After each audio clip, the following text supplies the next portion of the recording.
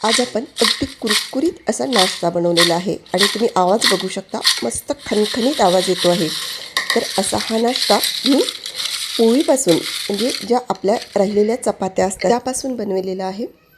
कुठलाही तामझाम नाही, अगदी झटपट बनते। चहासोबत खायलासुद्धा स्नॅक्स म्हणून वापरू शकता किंवा मुलांना जर 4 वाजता किंवा मधल्या वेळेत काहीतरी चमचमीत खायची इच्छा झाली असेल आणि कुरकुरे किंवा चिप्स जर द्यायचं नसेल तर हा स्नॅक्स तुम्ही एकदा नक्की ट्राय करा।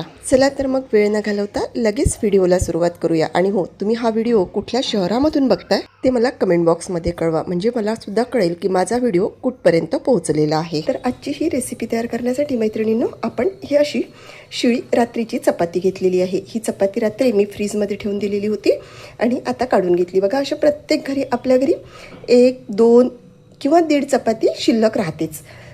कितीही म्हटलं तरी, आपण कितीही अंदाजाने केलं तरी 1-1.5 चपाती ही शिल्लक राहतेच। ती चपाती रोजच्या रोज बाहेर टाकून देण्यापेक्षा त्यापासून जर अति झटपट आणि मुलांना आवडेल असा स्नॅक्स किंवा नाश्ता जर बनविता आला तर आज या चपातीपासून आपण अगदी झटपट तेवढाच हेल्दी आणि कुरकुरीत स्नॅक्स बनविणार आहोत।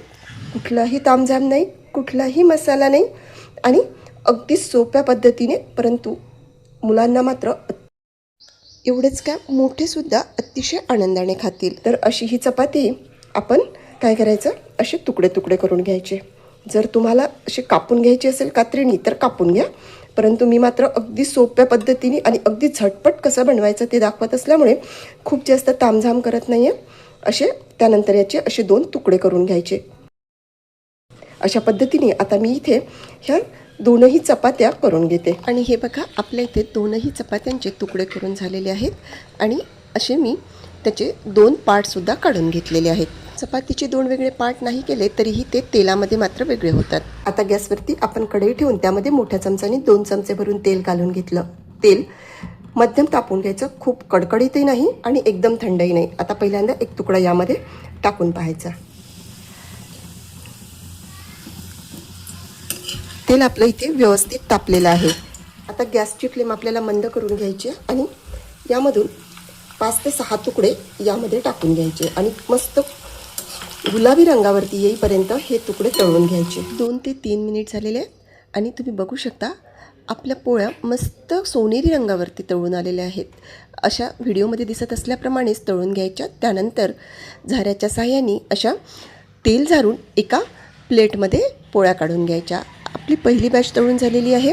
आता आपण दुसरी बॅच तळून घेऊ। पहिल्याप्रमाणेच 5 ते 6 तुकडे असे तेलामध्ये घालून घ्यायचे आणि अल्टीपल्टी करून मस्त सोनेरी रंगावरती तळून तेल झारून बाउलमध्ये काढून घ्यायचे। अशाच पद्धतीने आपण इथे सर्व पोळ्यांचे तुकडे पहिल्यांदा तळून घेऊ। आणि तुम्ही बघू शकता मैत्रिणींनो, आपल्या इथे संपूर्ण पोळ्या तळून झालेल्या आहेत आणि तेल बघा, अजिबात जास्त तेल लागत नाही, अगदी कमी तेलामध्ये ह्या पोळ्या तळून होतात।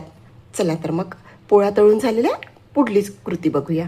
पोळ्या गरम असतानाच आता यामध्ये आपण घालून घेऊ चिमूट भरून मीठ, कारण आपण पोळ्यांना अगदी कमी मीठ घालतो, खूप जास्त, त्यामुळे 1 चिमूट भरून मी मीठ घालून घेतलं।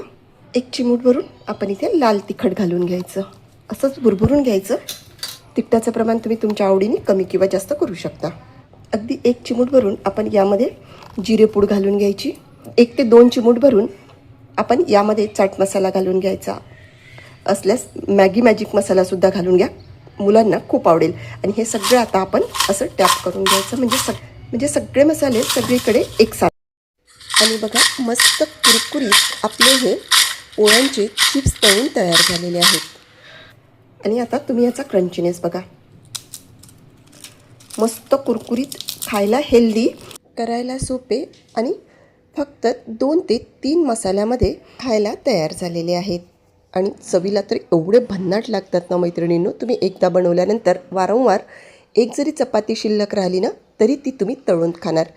तर तुम्हाला माझा आजचा व्हिडिओ थोडा जरी आवडला असेल तर व्हिडिओला लाईक करा, भरपूर शेअर करा, तसेच वैशालीच रेसिपी मराठीला सबस्क्राईब करा। चला तर मग भेटूया पुन्हा एकदा अशाच मस्तशा व्हिडिओमध्ये। धन्यवाद।